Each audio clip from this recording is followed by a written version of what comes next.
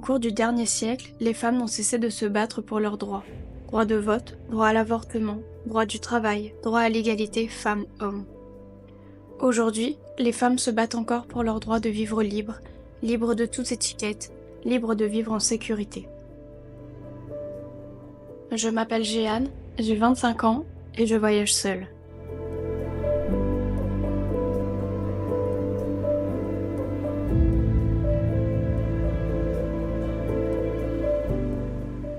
J'ai grandi dans une société où l'on apprend aux femmes que le monde extérieur est dangereux ou qu'elles sont trop faibles pour y faire face seules. Comme beaucoup d'autres femmes dans le monde, je veux rêver et vivre sans limite. Je ne veux ni me sentir inférieure, ni devoir justifier mes choix. Il est temps de déconstruire les stéréotypes et de créer un environnement où chaque femme puisse s'épanouir pleinement. Depuis toujours, je rêve de faire le tour du monde, de découvrir les plus beaux paysages, les cultures, observer les animaux à leur état sauvage et goûter de nouvelles gastronomies. J'ai ressenti dès le plus jeune âge que c'était ma façon de me sentir en vie. Pendant longtemps, je pensais réaliser ce rêve avec des amis ou un futur copain, et j'attendais donc que le moment se présente à moi. En juin 2021, cette envie est devenue un besoin. Je ne trouvais plus ma place dans la société, je ne voyais plus le sens de ma vie. Et sur un coup de tête, j'ai pris la décision de tout quitter et de m'enfuir seule le plus loin possible de Lille, ma ville natale. Je suis d'abord partie vivre durant 1 an à La Réunion, puis j'ai aménagé un van et je suis partie avec mon chien à la découverte de l'Europe et à la rencontre de femmes pour qui la liberté se traduit aussi par le voyage, la solitude et la nature.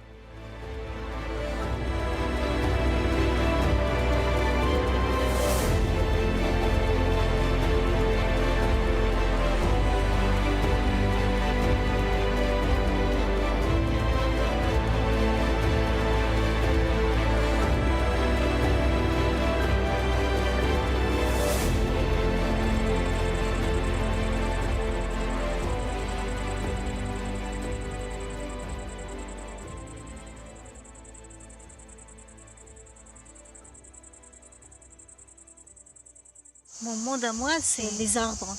Les arbres, c'est la nature, les oiseaux.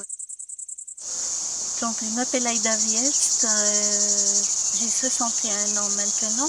Il y a un peu plus de 15 ans, j'ai abandonné la voiture. La raison principale, c'était perte de vue. Mais il n'y a pas de mal radical, il n'y a pas de bien radical. Cette faiblesse-là m'a mené à abandonner la voiture et puis me déplacer en vélo. C'est beau. Je continuerai ainsi jusqu'à que je ne puisse plus. Pour l'instant, ça va. La santé, elle va bien encore. Par exemple, hier, j'ai fait environ une centaine de kilomètres. J'ai fait Montpellier jusqu'à Aigues-Mortes. De Aigues-Mortes retour jusqu'à Agde. Et m'arrêter, tac, tac, tac, tac, de temps en temps. C'est magnifique. Je ne possède pas les mots pour vous décrire tout ça. J'ai pris l'avion par exemple pour le Japon. J'ai fait tout le pèlerinage bouddhiste de l'archipel Shikoku dans le sud-ouest du Japon. 88 temples, je les ai fait à pied pendant environ 2 mois. Mon Dieu, c'est beau. J'ai fait le sud de l'Inde, Kerala, Kanyakumari. C'est là où c'est beau. Et en fait, une fois que je quitte l'aéroport, c'est chez les gens, je ne prends pas les grands hôtels, non. Voyager pour se retrouver dans les hôtels, on ne prend rien. À l'étranger, j'ai gardé de très bons souvenirs du Japon, de l'Inde. Magnifique l'Inde, voir les champs de thé, comment ils font pour qu'on boive le thé. Ici, on a beaucoup trop emballé, ouais. beaucoup trop de plastique. Je fais tout pour être bonne citoyenne de la planète. Il ne faut pas attendre que le monde va mal, encore plus mal qu'il n'est. En vélo, c'est une énergie propre. C'est son corps à soi qui brûle les calories. On ne brûle pas l'essence. Quand j'étais embêtée puis je devais prendre un hôtel, des gérants de certains hôtels de l'Éthiopie n'acceptaient pas une voyageuse femme seule, par exemple. Vous avez fait comment du coup? J'étais allée chez les gens. Une fois même, je m'étais perdue en Éthiopie, mais quelle merveille après. Au lieu de prendre le bon sens, j'étais dans le contresens et puis c'était vraiment infiniment pour retourner, pas possible. Et puis le soleil commençait à se coucher.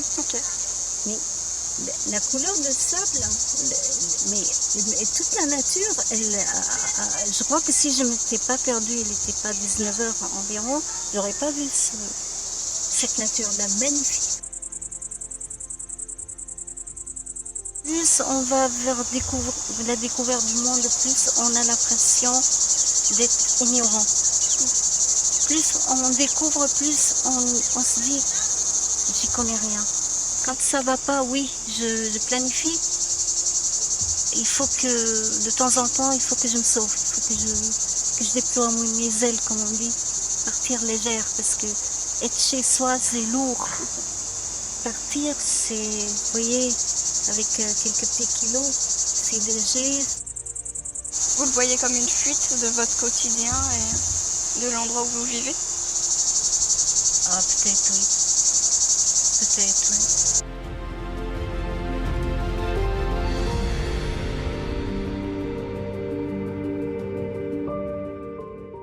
La société d'aujourd'hui est exigeante. Elle nous pousse à toujours plus. Mais moi, j'ai besoin de simplicité et de calme. La nature, avec ses cycles et sa beauté brute, me rappelle l'importance de l'instant présent. Depuis toute petite, la nature a une place très importante dans ma vie. Me balader dans la forêt, dans les champs, dans la montagne ou dans les profondeurs de la mer a toujours été un moment d'égarement et d'évasion de mon quotidien. Aujourd'hui, c'est une nécessité. Je me sens très vite oppressée en ville et angoissée à l'idée de vivre dans une routine métro, boulot, dodo. Par ses effets positifs sur le cerveau, la nature apaise, détend et calme. Elle réduit le niveau de stress, améliore la concentration, favorise la créativité et aide à trouver des solutions aux problèmes. J'aime que les animaux et les paysages grandioses me rappellent que la Terre est vaste et que l'humain n'est qu'un simple être vivant parmi tant d'autres. L'ère humain n'est pas comparable avec l'immensité du temps de la nature. L'observation des paysages nous permet de découvrir que tout ce que nous voyons et qui nous semble figé est en fait en perpétuel mouvement.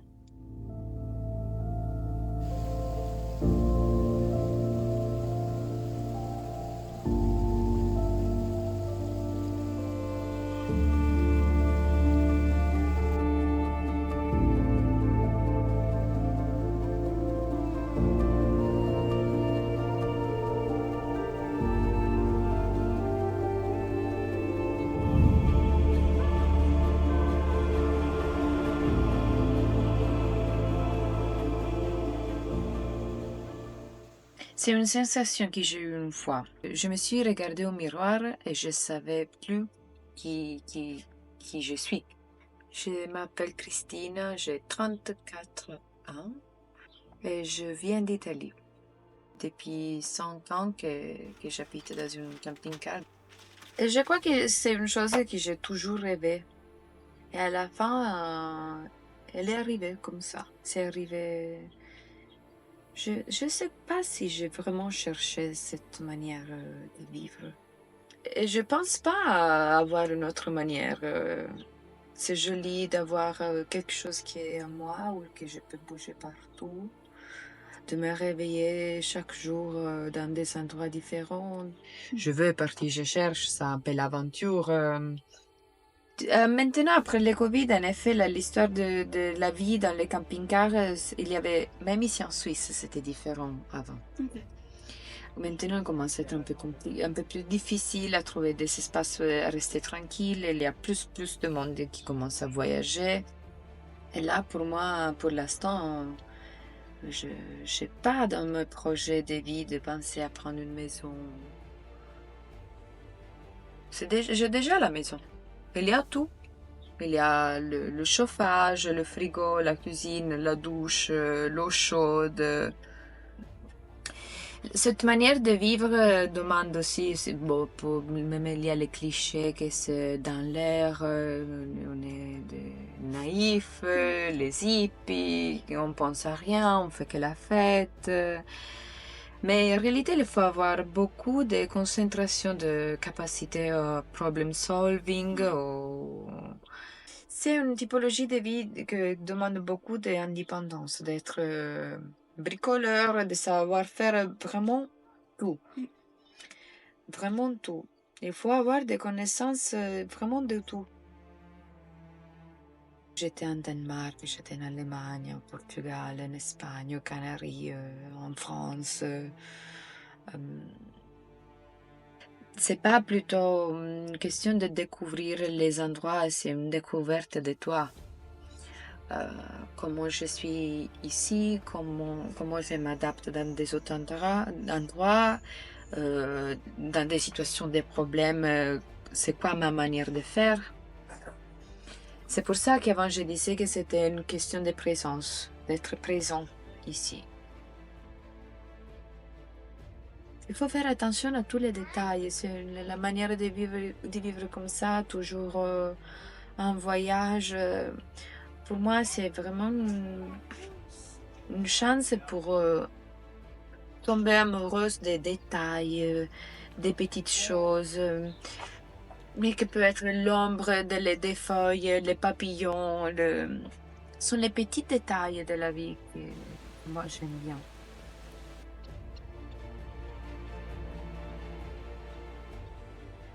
Quand je regarde mes photos, quand j'avais 25, 24, j'avais l'impression qu'à l'époque j'avais 34, pas maintenant. Et, oui, je sens qu'en effet, je suis différente. Je sens que je suis plus naturelle.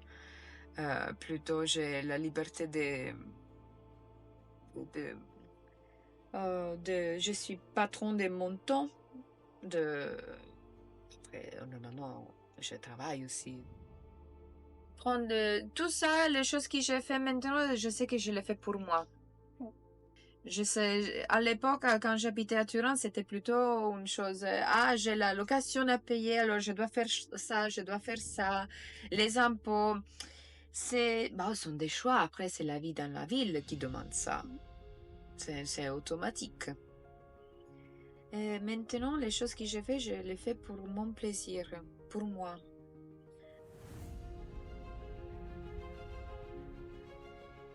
Quand je rentre en Italie, il y a la police à la frontière.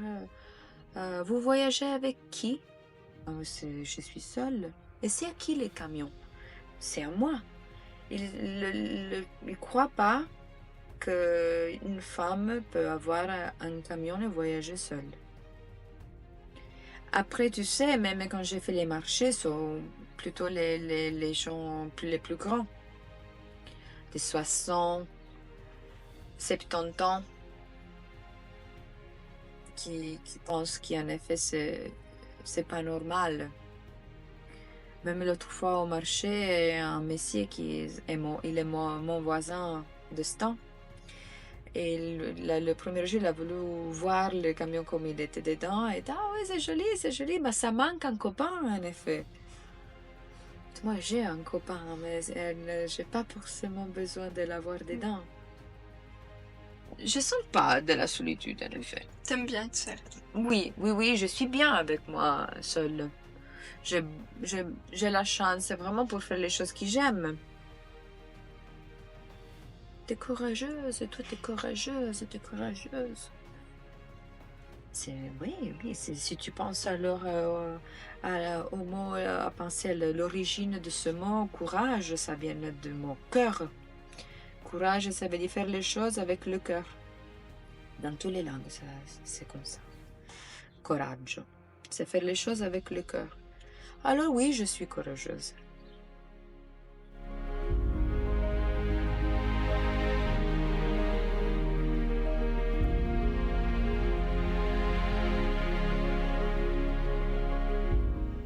Dans la course effrénée de la vie, il est parfois nécessaire de s'arrêter, de respirer et de se reconnecter à l'essentiel. Le plaisir de la solitude est arrivé tard dans ma vie. Ça a d'abord été un fardeau.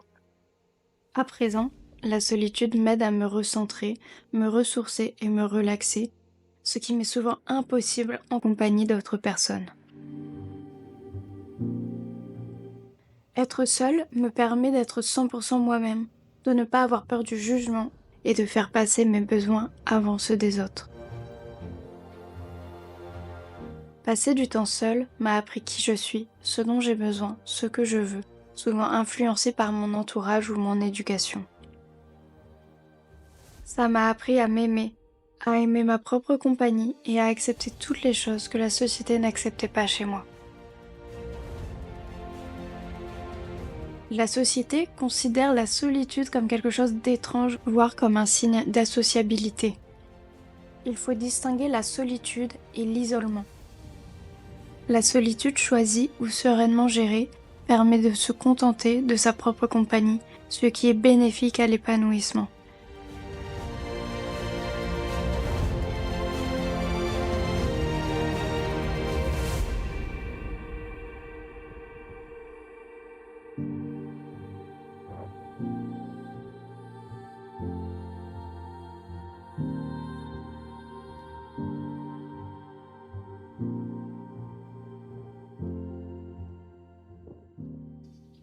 Il n'est jamais trop tard pour réaliser un rêve. Il n'est jamais trop tard pour faire quelque chose d'un peu inhabituel par soi-même. Je suis Colombe Gris, j'ai 62 ans maintenant, bientôt. Et depuis toujours, j'aime être seule. Depuis bien longtemps, mon adolescence, j'aime marcher.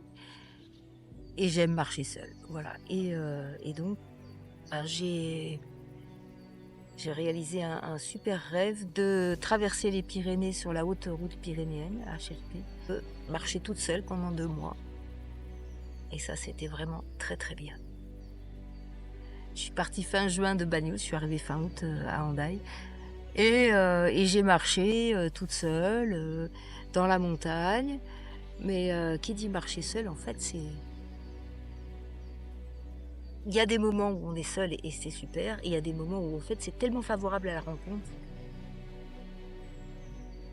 A priori, je les croise pour 1 heure, pour une journée, puis c'est fini, on se reverra pas, j'ai pas pris d'adresse, j'ai pas pris de numéro de téléphone. Il y a des gens, je connais leur prénom, je connais pas leur nom.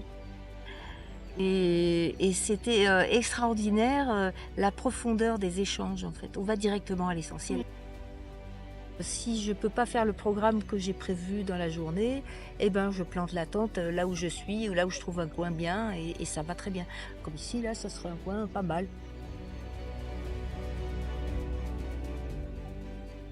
Un des meilleurs souvenirs, c'est ma nuit dans cette cabane de berger, qui était libre pour une nuit, et qui est une cabane habitée. Et donc c'est pas une cabane, c'est pas juste un refuge. Et c'était fabuleux. C'est une cabane où il y a des tas de petits bouquins philosophiques, des citations, des tableaux, des sculptures, une ambiance très chaleureuse, et j'avais la cabane pour moi. Il y a eu un petit moment où je me suis dit, ah mince, je suis toute seule, c'est embêtant. J'ai pris une gamelle dans la montagne, dans une pente raide et caillouteuse, avec des cailloux qui ont roulé. Je suis tombée, j'ai fait une culbute, je me suis blessée à la tête. Et là, je me suis dit, ah mince, t'es toute seule. Bon, bien sûr, j'avais une balise GPS, j'avais la possibilité de la déclencher. Et sur le moment, je me suis dit, aïe, ça y est, c'est foutu. Je vais être obligée de descendre dans la vallée, me faire soigner, etc. Et en fait, au bout de 30 secondes, 1 minute, Bah, ça allait, je tenais debout sur mes 2 jambes, j'étais entière, j'ai détordu mon bâton et puis je suis repartie. Voilà. Ça t'a fait peur? J'ai eu un petit peu peur, oui. C'est à peu près le seul moment où j'ai eu peur et c'était pas la peur, finalement d'être blessée ou quoi, c'était la peur de devoir arrêter.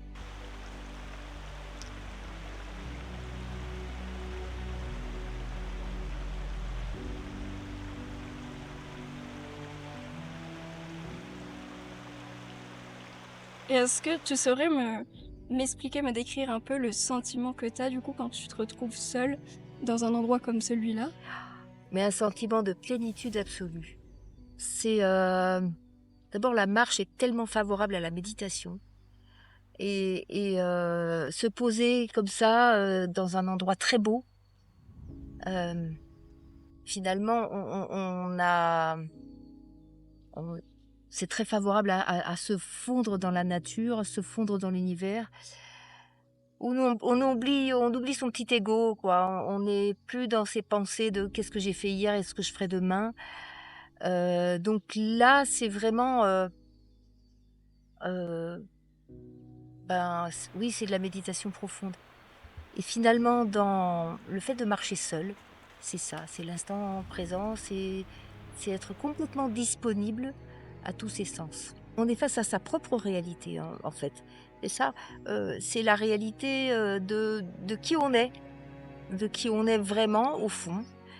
Quand on est seul, on n'a pas à se présenter à quelqu'un, on n'a pas à tenir compte des autres.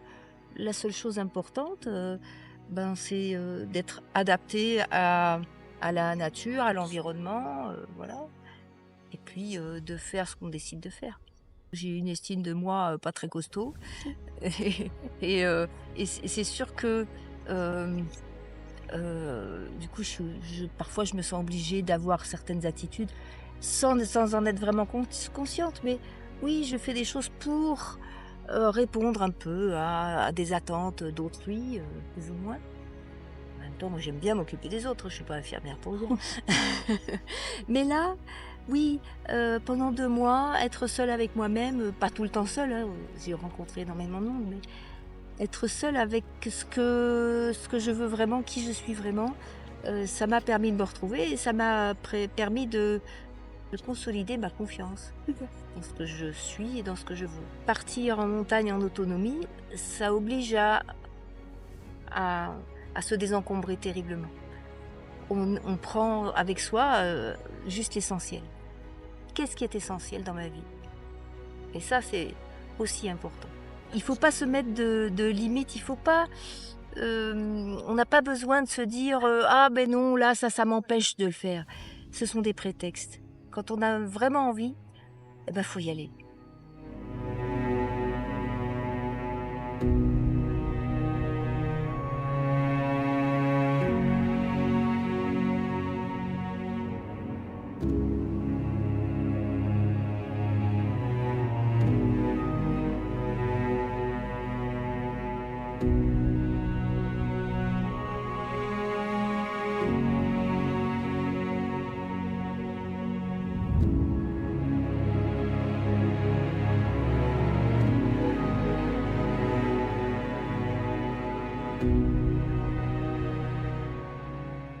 Depuis toujours, les femmes partent à la découverte de nouveaux espaces, en ayant des raisons économiques, politiques ou culturelles.